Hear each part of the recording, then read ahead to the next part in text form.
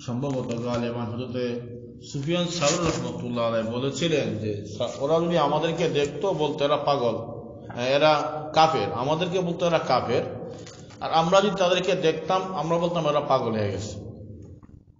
আমলওয়ালাদেরকে, তাদের আমলের কত তাকাজা, আমলের কত চিন্তা চেতনা, আল্লাহ তাআলার প্রতি কত ধ্যান, কত ধারণা, কত উচ্চ আকাঙ্ক্ষা ছিল, এটা যদি আমরা দেখতাম আমরা ওদেরকে গালি দিতাম, পাগল বলতাম, যারা পাগল হয়ে গেছে। জিহাদের ময়দানও কি কেউ শত্রুর সামনে দ্বারা নামাজ পড়ে? এটা কি সম্ভব হয়? যখন শত্রু কুচুকাটা করতেছে তখন নামাজ দাঁড়ানো কোনোদিন সম্ভব হয়? কারো দিলে কি কথা আসে? আমাদের দিলে আসে না, তাদের দিলে আসে। তো বলে সারাদিন জিহাদ করছে তলোয়ার নিয়ে শত্রুর সামনে, হাজার হাজার মুসলমান, হাজার হাজার কাফের নিয়ে লড়াই করছে। লড়াইটা কত কষ্ট করছিল, খাওয়া নাই দাওয়া নাই, সারাদিন লড়াই কইরা রাত্রিবেলা আবার এর ভিতরে নামাজও তাদের কাজা হয় নাই, সময় মতো নামাজও আদায় করছে, জিহাদের ময়দানে দাঁড়াই যুদ্ধরত অবস্থা নামাজ, আবার রাত্রিবেলা নামাজ পড়া এরা ঘুমাইতে যায় না, বিশ্রামে যায় না। এরা কি করলো? ফিকির করলো, চিন্তা ভাবনা করলো, কি হইল, কেন বিজয় আসতেছে না, কেন ফলাফল আসতেছে না। দাঁড়া নামাজ পড়লো, এরা নামাজে দাঁড়ায় গেছে, নামাজ পড়তেছে, গভীর রাতে দোয়া করতেছে, কান্নাকাটি করতেছে, রোনাজারি করতেছে। আল্লাহু আকবার কাবীরা। রোনাজারি কান্নাকাটি শেষ করে সকালবেলা জিহাদে নামছে। আল্লাহ তাআলা তাদেরকে বিজয় দিয়ে দিছে। তারা বিজয় নিয়ে ফিরে আসে। তাদের তামান্না কত বড় ছিল, তাদের দিল কত বড় ছিল, আল্লাহ তাআলা তাদের ধ্যান ধারণা কত বড় ছিল। আল্লাহ, এজন্য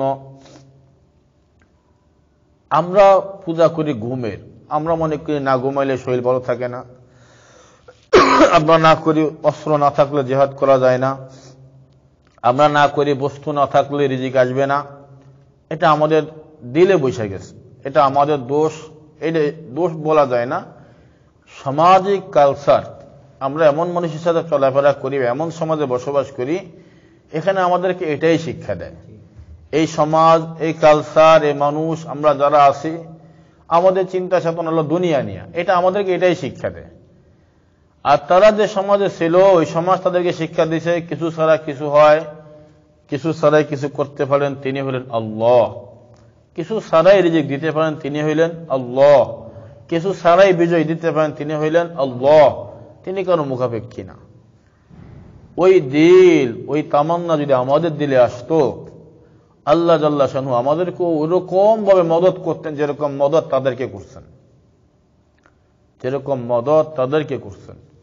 সারা রাত ডিউটি করছে, সারাদিন ডিউটি করছে, না ক্লান্তি তাদেরকে ধরে নাই, তাদেরকে ক্লান্তি আসে নাই, তাদের মধ্যে ঝিমানি আসে নাই, রাগও হয় নাই, গুস্সাও হয় নাই।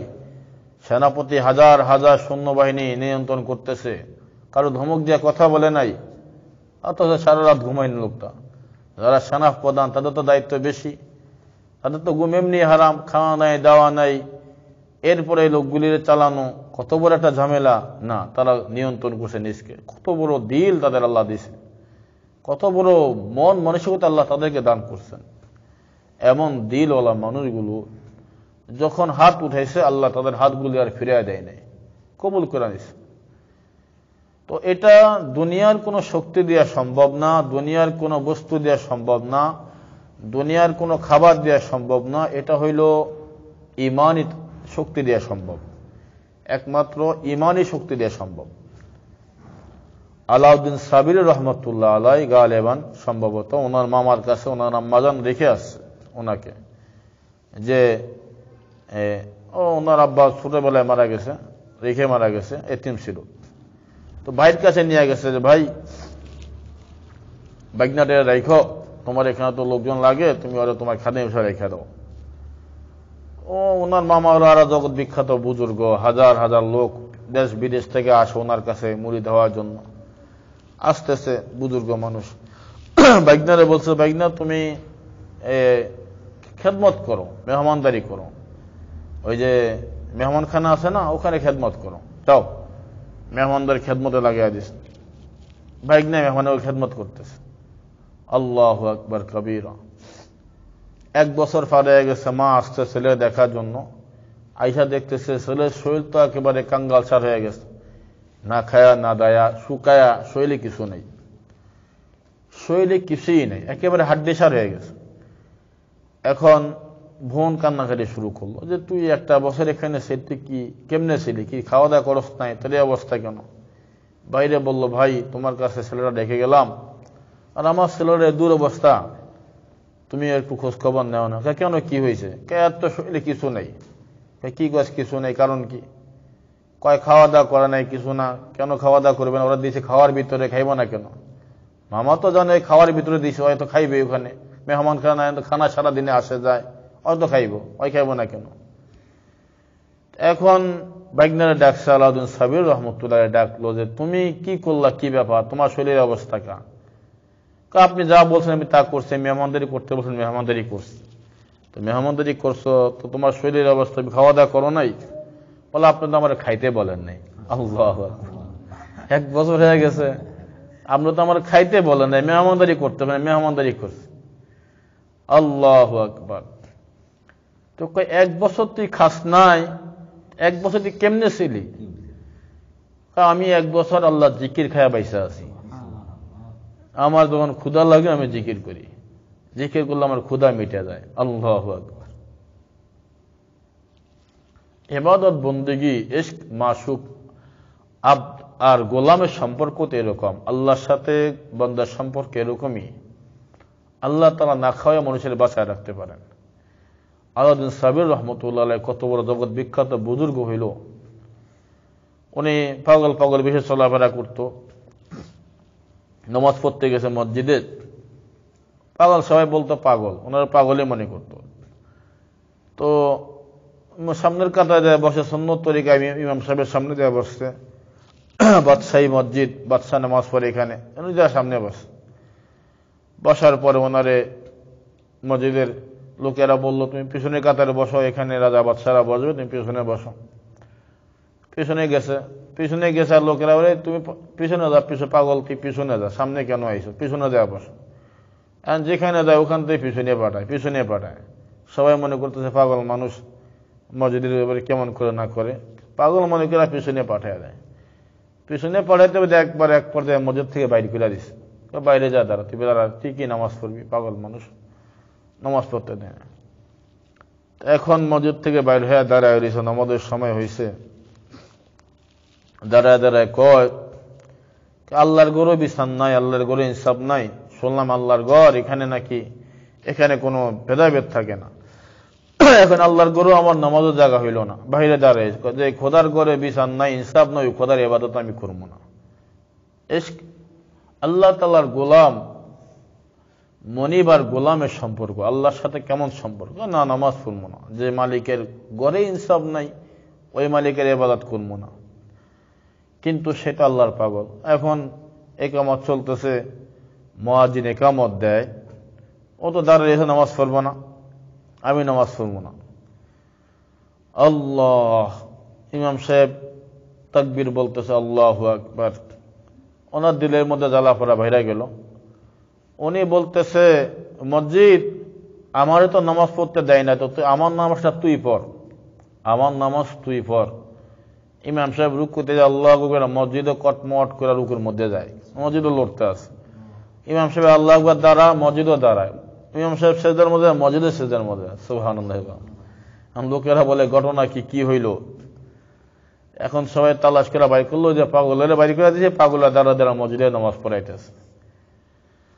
আল্লাহ, সম্পর্ক যখন ভালো হয়ে যায়, জবানটা এমন জবান হয়, আল্লাহ তাআলা হাদিসে কুদসির ভিতরে বলেন, লিসানু লিসানুল্লাহ, ইয়াদু ইয়াদুল্লাহ, আইনু আইনুল্লাহ। বলে আল্লাহর সাথে বান্দার সম্পর্ক এমন হওয়া হয়, এই বান্দার জবানটা বান্দার জবান থাকে না, বান্দার জবানটা আমার মাওলার কুদরতি জবান হয়ে যায়। বান্দার হাতগুলি বান্দার হাত থাকে না, বান্দার হাতগুলি মাওলার কুদরতি হাত হয়ে যায়। বান্দার পা গুলি বান্দার পা থাকে না, বান্দার পা গুলি মাওলা পাকের কুদরতি পা হয়ে যায়। এই জবান দিয়া বান্দা যা বলে, আল্লাহ বলেন তুই তো বলস না, এটা আমি বলছি, তুই তো বলো না, এটা আমি বলছি, হয়ে গেছে। এটা বললে ওইটা কাজ করতেছে। আল্লাহু আকবার। আল্লাহ পাক আমাদের সকলকে ইশক মুহাব্বত ওয়ালা বান্দা হওয়ার তৌফিক দান করেন। আল্লাহ তাআলার খালেস গোলামদের মধ্যে আল্লাহ তাআলা আমাদের কবুল করে নেন। ইশক মুহাব্বত এমন একটা জিনিস, আল্লাহ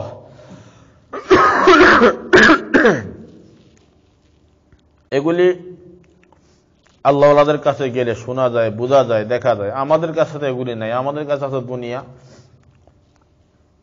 কিভাবে দুনিয়া বাইসা থাকা যায়, কিভাবে খাওয়ান যায়, কিভাবে পড়ান যায়, নিজেরও দুনিয়াদার, মানুষেরও দুনিয়াদার বানাই। আর আহলুল্লাহদের কাছে গেলে বোঝা যায়, তাদের কথাবার্তা শুনলে দুনিয়ার বিমুখতা আসে। আল্লাহ পাক আমাদের সবাইকে আল্লাহ তাআলার খাস বান্দা হিসেবে কবুল করে নেন। আমি আয়াতে কারিমা তেলাওয়াত করছি। আল্লাহ বলেন, ইয়া আইয়ুহাল্লাযীনা আমানু যিকুরুল্লাহা যিকরান কাসীরা ওয়াসাব্বিহুহু বুকরাতাও ওয়া আসীলা। আল্লাহ বলেন, ঈমানদারেরা আমি মাওলারে ভয় করো। ইয়া আইয়ুহাল্লাযীনা আমানু যিকুরুল্লাহ, বেশি বেশি করে জিকির করো। বিশেষ করে সকাল এবং বিকাল বেলা দুইটা সময় তোমরা আমি মাওলার একটু বেশি করে ডাকো। জিক্রুল্লাহ ব্যতীত দিল কোনোদিন সোজা হয় না। জিক্রুল্লাহ, আল্লাহ জিকির যত বেশি জবানে আসবে, দিল তত বেশি সোজা হয়ে যাবে। বেহুদা কথা কমিয়া যাইব, দিল তত বেশি সোজা হয়। দিল সোজা না হওয়ান পর্যন্ত আমলের ভিতরে ইশকও আসে না, মুহাব্বতও আসে না। দিল যখন সোজা হয়ে যায়, মানুষটা আল্লাহ তাআলার কাছে ফেরেশতার সাথে দামি হয়ে যায়, কাবার সাথে দামি হয়ে যায়। বাইতুল্লাহ শরীফ আল্লাহর ঘর, আল্লাহর ঘরের সাথে মানুষটা বড় দামি হয়ে যায়। বাইতুল্লাহ তো বানাইছে বাবার ছেলে মিল্লা, ইব্রাহিম আলাইহিস সালাম আর ইসমাঈল আলাইহিস সালাম বাপ পুতে মিল্লা বাইতুল্লাহ বানাইছে। বাইতুল্লাহর মিস্ত্রি হইল বাবার ছেলে, কিন্তু দিলের মিস্ত্রি হইল স্বয়ং আল্লাহ। দিলের মিস্ত্রি স্বয়ং আল্লাহ, দিল বানাইছে আল্লাহ। এই দিল যখন ঠিক হয়ে যায়, মানুষটা বাইতুল্লাহ সাইডে দামি হয়ে যায়, মানুষটা আল্লাহর ফেরেশতা সাইডে দামি হয়ে যায়। আসমান জমিনে যা আছে সব কিছু চাইতে আমার মালিক আল্লাহর কাছে মানুষটা বড় দামি হয়ে যায়। এটা বড় দামি হয়ে যায়। দিলওয়ালা লোক আল্লাহর বড় প্রিয়। আর দিল তৈরি হয় জিক্রুল্লাহর মাধ্যমে। আল্লাহর হাবিব বলেন, কুল্লু শাইইন সাকালাহ ওয়া সাকালাতিল কুলুবি যিকরুল্লাহ। প্রত্যেকটা বস্তু পরিষ্কার করার জন্য একটা রেত আছে, একটা যন্ত্রের দরকার হয়। দিল পরিষ্কার করার রেত হইল আল্লাহ পাকের জিকির। চক্ষু বন্ধ করে দিয়া, মনটাকে নরম করে দিয়া, নিজে মৌতের বিছানার মধ্যে শোয়া দিয়া মনে ডাক দিয়া বলি, ওরে মন, আমি এখন মরে গেলাম, আমার পাশে আমার ছেলে কান্দে মা মা বলিয়া, মেয়ে কান্দে মা মা বলিয়া, আমার মা কান্দে ছেলে ছেলে বলিয়া, আত্মীয় স্বজন কান্দে, আমার ভাই বোন কান্দে ভাই ভাই বলিয়া। সারা এলাকার মধ্যে খবর হয়ে গেছে উমুকে দুনিয়াতে নাই। মসজিদের মাইক থেকে এলান হয়ে গেল, এখন উমুকে দুনিয়াতে নাই। সব মানুষ ধরে আসছে আমার এক নজর দেখার জন্য।